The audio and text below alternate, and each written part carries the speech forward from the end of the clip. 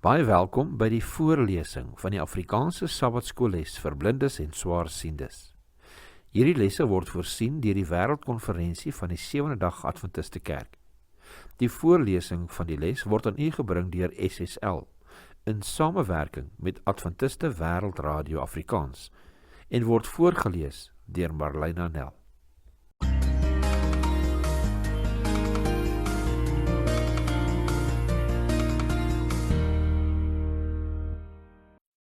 Sondag 2 Augustus. 'n Verskeidenheid gawes. Paulus begin met 'n nuwe onderwerp in 1 Korintiërs 12 vers 1 deur die volgende sinsnede te gebruik, wat die gawes van die Gees betref. Let ook op die Nuwe Lewende Vertaling se "En nou, broers en susters, kom ek by julle volgende navraag" klem verskaf. Hoogleraars is onseker waarop daardie inleidende sinsnede dui.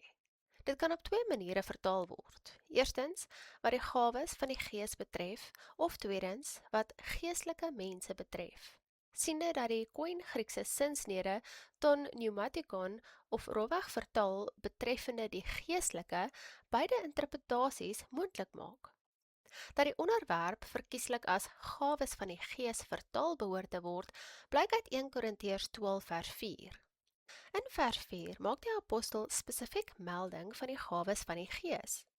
In 1 Korintiërs 12 verse 2 en 3 wys Paulus daarop dat die eerste gawe wat die gelowige ontvang, is om skaamteloos te bely dat Jesus die Here is. 1 Korintiërs 12 vers 2 en 3 lees: "Julle weet dat julle heidene was, weggevoer na die stomme afgode, net soos julle ook al gelei is. Daarom maak ek julle bekend, dat niemand wat deur die Gees van God spreek, Jesus 'n vervloeking noem nie. En niemand kan sê, dat Jesus die Here is nie, behalwe deur die Heilige Gees." In die Nuwe Testamentiese era, kom die belydenis dat Jesus die Here is, daarop neer dat die Romeinse keiser dit nie is nie. Handelinge 17 vers 7 lees: "En hulle almal handel teen die bevele van die keiser en sê dat daar 'n ander koning is, naamlik Jesus." Johannes 19 verse 12 en 15 lees ook: "Hierop het Pilatus probeer om hom los te laat, maar die Jode het geskreeu en gesê: As u hom loslaat, is u nie die keiser se vriend nie. Elkeen wat homself koning maak, kom in verset teen die keiser. Maar hulle skreeu: neem weg, kruisig hom." Pilatus sê vir hulle: "Moet ek julle koning kruisig?" Die owerpriesters antwoord: "Ons het geen koning behalwe die keiser nie." Dit is dus as 'n opstokingsgebaar teen die Romeinse ryk beskou, 'n misdaad wat tot die doodstraf gelei het. Jesus en Paulus lê albei klem op geloof in God as 'n gawe van die Heilige Gees. Al staar jy vervolging en selfs die dood in die gesig. Inderwaarheid is geloof die mees fundamentele gawe van die Gees. Die feit dat geloof reg bo aan 1 Korintiërs 13 vers 13 se lys verskyn, is dus geensins verrassend nie. Dat geloof 'n gawe van die Gees is, blyk duidelik uit Paulus se woorde in 1 Korintiërs 12 vers 9.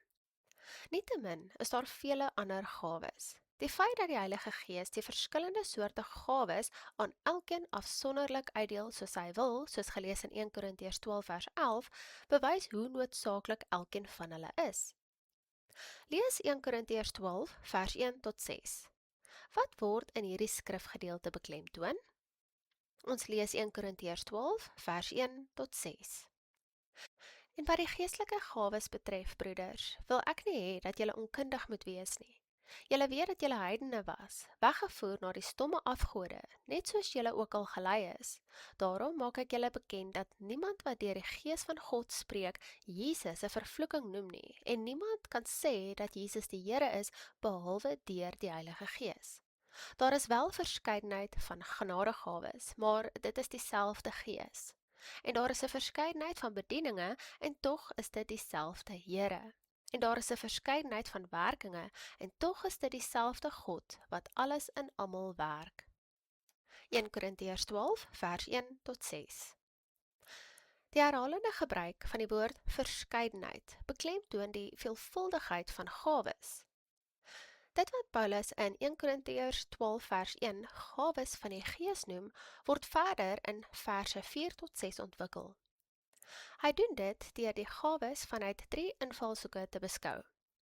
Genadegawes, Nuwe Afrikaanse Bybel, charisma, dienste of bedieninge in die Afrikaans 2020 en Nuwe Afrikaanse Bybel, diakonia, en aktiwiteite of kragtige werkinge in die Afrikaans 2020 en Nuwe Afrikaanse Bybel, energema, onderskeidelik verbuig as charismaton of diakonion en energematon in die skrifgedeelte. Hierdie woorde beteken weliswaar verskillende dinge. Nietemin moet daardie verskille ook nie oorbeklemtoon word nie, omdat ons duidelik hier met 'n digterlike komponent, te wete 'n parallelisme te doen het. 'n Parallelisme is wanneer opeenvolgende sinsnedes min of meer dieselfde idee oordra en kom in Hebreëse poësie voor. Let ook op die feit dat die gawes van die Gees ten doel het om eensgesindheid in die kerk te bevorder, 'n samehorigheidsgees wat God se drie-enige karakter as grondslag het. Ons lees Efesiërs 4 vers 8 tot 11. Daarom sê hy, toe hy opgevaar het in die hoogte, het hy die gevangenes gevange geneem en gawes aan die mense gegee. Maar dit, hy het opgevaar. Wat beteken dit anders as dat hy ook eers neergedaal het in die onderste dele van die aarde? Hy wat neergedaal het, is dieselfde as hy wat opgevaar het bokant al die hemele, sodat hy alles tot volheid kan bring. En hy het gegee sommige as apostels, ander as profete, ander as evangeliste, ander as herders en leraars. Efesiërs 4 vers 8 tot 11. Hoewel die Heilige Gees die uitdeler van gawes onder gelowiges is God die een wat elkeen bemagtig om Christus binne die kerkgemeenskap te dien. 1 Korintiërs 12 vers 5 en 6 sê vir ons, en daar is verskeidenheid van bedieninge, en tog is dit dieselfde Here. En daar is verskeidenheid van werkinge, en tog is dit dieselfde God wat alles in almal werk. Elkeen ontvang al gawes afsonderlik, soos gelees in vers 11. Tog is dit ten bate van die kerkgemeenskap as 'n geheel. Let weer eens op die klem wat Paulus op eensgesindheid lê. Waarom is dit so belangrik in die kerk en in die gemeente?